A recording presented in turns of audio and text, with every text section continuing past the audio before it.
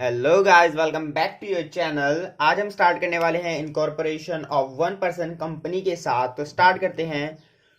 OPC बोले तो 1% company. इसके अंदर आपके पहले फीचर्स देखते हैं तो सिर्फ एक मेंबर होता है, ओनली वन मेंबर। और आपके जो डायरेक्टर्स हैं वो 1 से लेके 15 तक हो सकते हैं। Given name of nominee in MOA। आपको एक नॉमिनी का जो नाम है वो MOA के अंदर लिख कर देना होता है जब आप इनकॉर्पोरेशन करवा रहे होते हैं, ठीक है। फिर उस नॉमिनी का आपको राइटिंग के अंदर कंसेंट देना होता है कि मैं नॉमिनी बनना चाहता हूँ इस OPC का। और वो जो नॉमिनी बंदा है वो कभी भी अपना कंसेंट विड्रॉ कर सकता है, बोले तो वापस ले सकता है। कभी भी वो मना कर सकता है कि I do not want to continue has a nominee.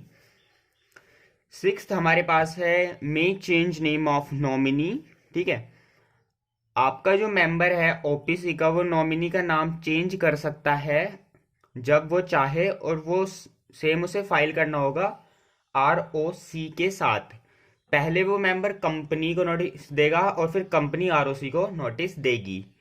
ROC बोले तो registrar of companies. Seventh feature जो होता है हमारा 1% कंपनी के अंदर ही होता है। 1% company only 1% only member of 1 OPC, ठीक है। एक ही जो बंदा है, सिर्फ एक बंदा एक ही OPC का मेंबर हो सकता है। एक बंदा सिर्फ एक ही OPC के अंदर मेंबर हो सकता है। और सेम फॉर नॉमिनी, एक नॉमिनी सिर्फ एक ही OPC के अंदर नॉमिनी हो सकता है।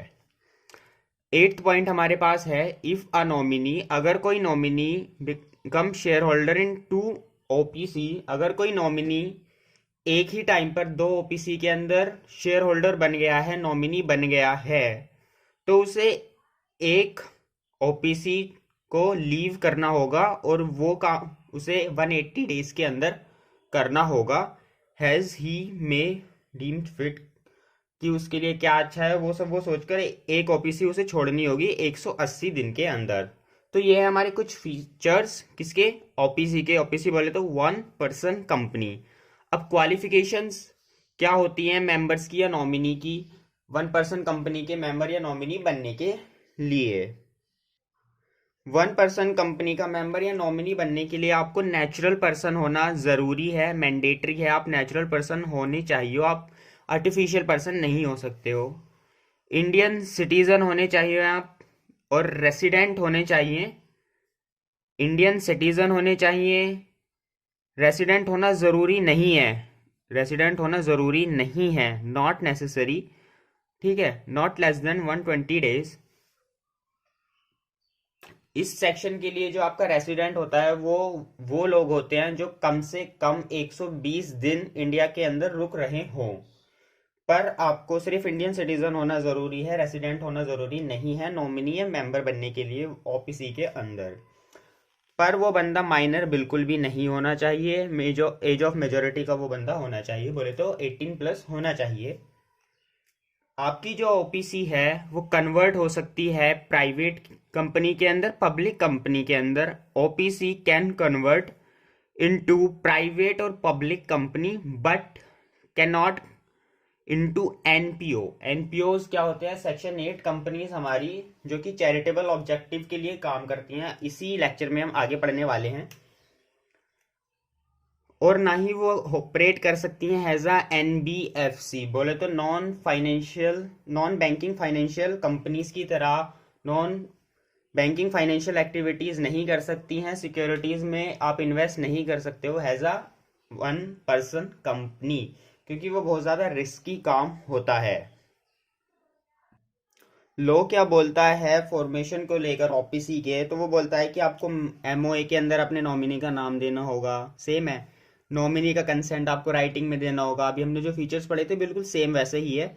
नॉमिनी विड्रॉ कर सकता है अपना कंसेंट कि मैं अब इस OPC का नॉमिनी नहीं रहना चाहता हूँ। आप चेंज कर सकते हो नॉमिनी का नाम, ठीक है। एड्रेस कराना होगा आपको ROC को। जो मेंबर है पहले जो मेंबर है वो कंपनी को देगा और कंपनी ROC को बताएगी कि हमने नॉमिनी चेंज किया है। और बाकी सारे सेम फीचर वैसे के वैसे ही हैं जैसे अभी हमने पीछे पढ़े हैं। ओके, देन हमारे पास सेक्शन 8 कंपनीज हैं हमारी, जिन्हें हम बोलते हैं चैरिटेबल कंपनीज। इन्हें बोलते हैं हम charitable companies. Section 8 companies NPO, non for profit organisations. तो स्टार्ट करते हैं। जो हमारी चैरिटेबल कंपनीज होती हैं वो सिर्फ तीन ऑब्जेक्टिव, तीन कंडीशंस उनको फुलफिल करनी होती हैं। पहली कंडीशन क्या होती है कि आपका जो ऑब्जेक्टिव है वो होना चाहिए प्रमोट करने के लिए science, commerce, environment, art, sport etcetera. ऐसी कोई भी एक्टिविटीज अगर हैं तो आपका ऑब्जेक्टिव सिर्फ उन्हें प्रमोट करने का होना चाहिए, ना कि पैसे कमाने का। अगर आपकी इनकम जनरेट हो भी जाती है, अगर आपकी इनकम जनरेट हो भी जाती है, वैसे तो आपका ऑब्जेक्टिव नहीं है पैसे कमाना, पर अगर हो जाती है तो आपको वो इनकम उसी ऑब्जेक्टिव के लिए आपको लगानी पड़ेगी जिस ऑब्जेक्टिव के लिए आपने एनपीओ को फॉर्म किया है। और एक एनपीओ कभी भी डिविडेंड पे नहीं कर सकती है अपने मेंबर्स को। एक एनपीओ, एक चैरिटेबल कंपनी कभी भी डिविडेंड, नो डिविडेंड, कभी भी डिविडेंड पेड नहीं कर सकती है अपने मेंबर्स को। ये कंडीशंस होती हैं तीन, अगर आपको एनपीओ बनानी है तो। अब एनपीओ बनाने के लिए आपको एक लाइसेंस लेना होता है सेंट्रल गवर्नमेंट से, जो कि सेंट्रल गवर्नमेंट ने अथॉरिटी दे रखी है कि आरओसी ही इस लाइसेंस को अब इश्यू कर सकता है। तो आपका जो रजिस्ट्रार ऑफ कंपनीज होता है वो आपको एक लाइसेंस इश्यू करता है, एक अलग लाइसेंस होता है एनपीओ के लिए। और उस लाइसेंस को कैंसिल भी किया जा सकता है, लाइसेंस कैन बी कैंसल्ड। और जो कैंसिल करेगा वो आरडी करेगा, मतलब रीजनल डायरेक्टर। मैंने लेक्चर नंबर फर्स्ट में आपको बताया था कि हमारे 7 रीजन्स के अंदर बटा हुआ है पूरा इंडिया, और हर 7 रीजन में एक एक आरडी है। तो वो जो लाइसेंस कैंसिल करेगा वो आरडी करेगा। कब कर सकता है वो अपना लाइसेंस कैंसिल एनपीओ का? अगर आपकी सेक्शन 8 कंपनी अगर इन कंडीशंस को, जो अभी हमने ऊपर 3 कंडीशंस पढ़ी थी, उन्हें कॉन्ट्रावेंस करती है, मतलब किसी आपकी जो इनकम जनरेट हो रही है वो ऑब्जेक्टिव में आप नहीं लगा रहे हो, डिविडेंड पे कर रहे हो, या अपने ऑब्जेक्टिव को और प्रमोट नहीं कर रहे हो, तो आपका जो लाइसेंस है वो कैंसिल कर दिया जाएगा। अगर आपकी लाइसेंस की जो कंडीशंस थी आप उन्हें कॉन्ट्रावेंस करते हो, कॉन्ट्रावेंस बोले तो आप उन कंडीशंस का उल्लंघन करते हो, तब भी आपका जो लाइसेंस है वो कैंसिल कर दिया जाएगा। या आप कोई ऐसा काम कर रहे हो जो कि पब्लिक इंटरेस्ट के अगेंस्ट में है, अगेंस्ट है पब्लिक इंटरेस्ट के, बोले तो फ्रॉड कर रहे हो आप, तभी भी आपका जो लाइसेंस है वो कैंसिल कर दिया जाएगा।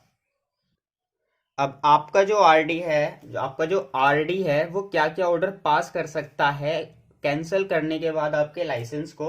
आफ्टर कैंसलिंग द लाइसेंस आपका जो आरडी है वो क्या क्या ऑर्डर्स पास कर सकता है?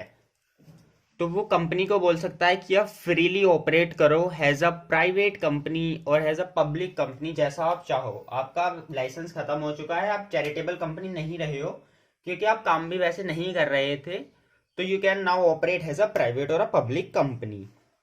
या फिर आपका आरडी बोल सकता है कि आप कंपनी को वाइंड अप कर देते हैं, अपनी कंपनी को डिसोल्यूट कर देते हैं, खत्म कर देते हैं, और जो लाइबिलिटी है उन्हें पे ऑफ कर देंगे, लाइबिलिटी पे ऑफ कर देंगे। और अगर कोई मनी बची, अगर कोई पैसा बचा लाइबिलिटी देने के बाद, तो वो सेक्शन 8 कंपनी की जैसी कंपनीज को दे दिया जाएगा, या फिर इंसॉल्वेंसी और बैंक्रप्सी फंड के अंदर क्रेडिट कर दिया जाएगा।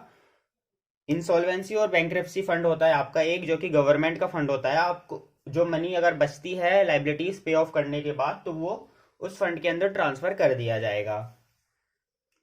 या फिर हमारा आरडी क्या बोल सकता है कि आपकी जो कंपनी है हम उसे अमलगमेट कर देते हैं, अमलगमेशन का ऑर्डर आपका आरडी पास कर सकता है कि आप अमलगमेट हो जाओ दूसरी सेक्शन 8 कंपनीज के साथ जो कि सेम ऑब्जेक्टिव के लिए बनी है।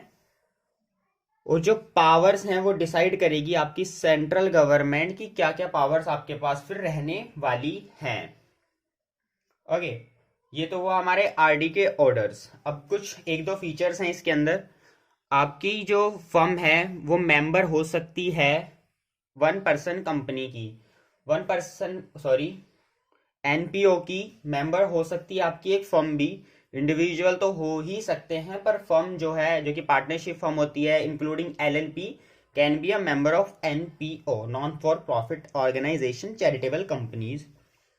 अगर आप अल्टर करना चाहते हो अपना एमओए, मेमोरेंडम ऑफ एसोसिएशन या फिर आर्टिकल ऑफ एसोसिएशन, तो आपको पहले परमिशन लेनी होगी सेंट्रल गवर्नमेंट से कि हम अपना जो एमओए है या फिर एओए है उसे हम अल्टर करना चाहते हैं।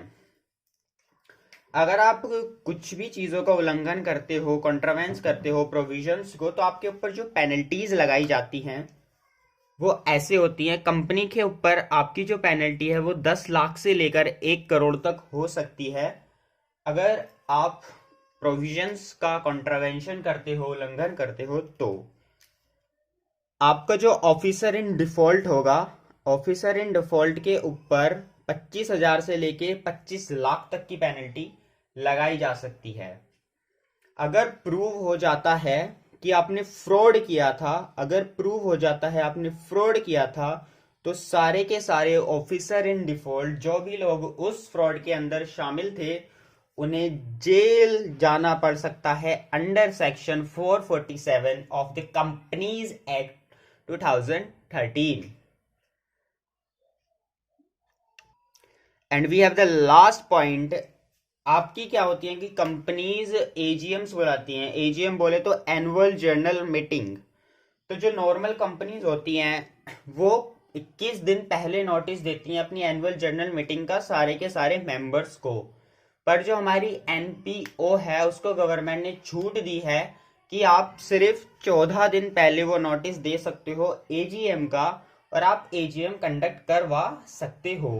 एजीएम के बारे में हम डिटेल में chapter number 7 management and administration के अंदर पढ़ते हैं। सो थैंक यू, आज के लेक्चर में इतना ही था। नेक्स्ट मिलते हैं हम सेक्शन नंबर 9 के साथ, effect of registration. Thank you for all to watch till.